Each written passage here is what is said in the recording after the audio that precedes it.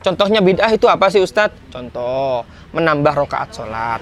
Itu bid'ah. Sholat subuh 2 rakaat ditambah jadi 3 rakaat. Kurang 2 rakaat, harusnya 3 rakaat aja biar pahalanya lebih banyak.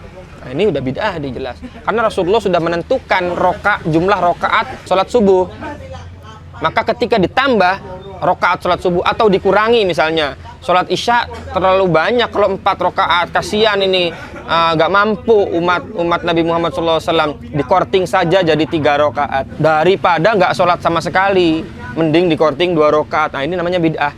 Karena Rasulullah sudah menentukan, mensyariatkan sholat isya itu 4 rakaat sebagaimana sholat subuh 2 rakaat. Contoh bid'ah yang lain adalah sholat menggunakan bahasa Indonesia. Karena kita bukan orang Arab, kita kan orang Indonesia. Daripada sholat pakai bahasa Arab, kita gak ngerti artinya, mendingan sholat pakai bahasa Indonesia. Kenapa bid'ah? Karena sholat sudah diatur oleh Rasulullah SAW menggunakan bahasa Arab. Sebagaimana sabda Rasulullah SAW, "Shollu kama ra'aitumuni usolli." Sholatlah kalian sebagaimana melihat aku sholat. Rasulullah sholatnya pakai bahasa apa? Pakai bahasa Arab.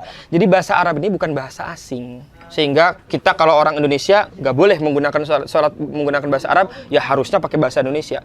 Gak seperti itu konsepnya. Jadi bahasa Arab, sholat menggunakan bahasa Arab itu bukan menggunakan bahasa asing, melainkan bahasa Arab ini menjadi bahasa pemersatu.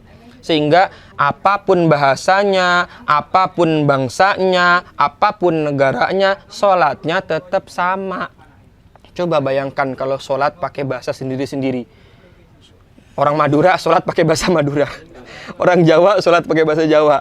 Orang Sunda sholat pakai bahasa Sunda. Orang di Sulawesi itu ada 120 bahasa.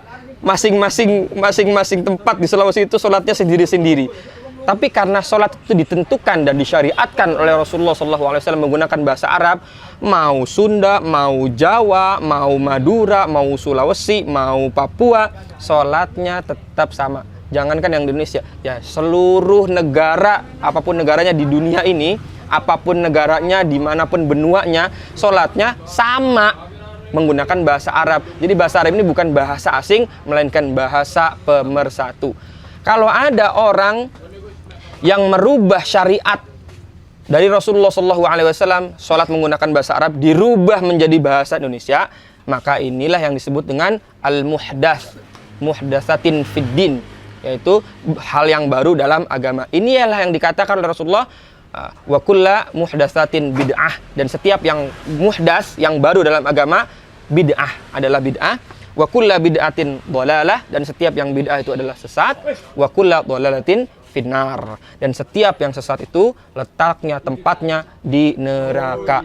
Kenapa sesat? Kenapa diancam di neraka? Karena merubah syariat yang sudah ditetapkan oleh Rasulullah Sallallahu Alaihi Wasallam.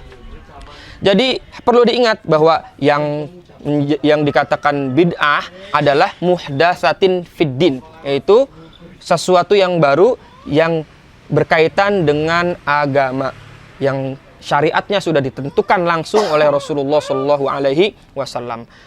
Jadi bukan semua yang baru itu adalah bid'ah, dan semua yang baru itu adalah sesat, dan semua yang baru adalah di neraka. Ada banyak hal yang nggak ada di zaman Rasulullah Sallallahu Alaihi Wasallam, tapi ada di zaman sekarang, tapi bukan bid'ah. Kenapa? Karena bukan fiddin, bukan muhdatsatin fiddin, bukan sesuatu yang baru di dalam agama. Contoh apa?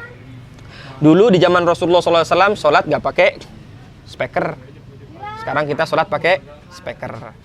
Dulu di zaman Rasulullah SAW nggak ada orang sholat pakai sejadah. Sekarang kita pakai sejadah. Maka itu bukan termasuk bid'ah. Dulu di zaman Rasulullah nggak ada HP. Sekarang kita pakai HP. Karena bukan syariat yang ditentukan oleh Rasulullah SAW. Maka walaupun bid'ah, tapi tidak dhalalah. Kenapa? Karena bukan muhdatsatin fiddin. Bukan sesuatu yang baru yang berkaitan dengan din, berkaitan dengan agama yang sudah diatur syariatnya, ditentukan langsung oleh Rasulullah Sallallahu Alaihi Wasallam. Do you understand? Paham ya? Sampai sini ya. Sekarang sholat pakai baju koko, itu apa bid'ah? Zaman Rasulullah kan nggak pakai baju koko, dia pakainya gamis. Baju koko ini namanya aja koko, ya dari Cina. Maka sholat pakai baju koko bukan bid'ah. Sholat pakai peci, zaman dulu nggak pakai peci, pakainya imamah. Apa kita harus sama seperti Rasulullah Sallallahu Alaihi Wasallam? Tidak, karena itu bukan yang disyariatkan dalam agama yang ditentukan langsung oleh Rasulullah SAW. Paham nggak sampai sini? Nah, itu yang disebut dengan bid'ah.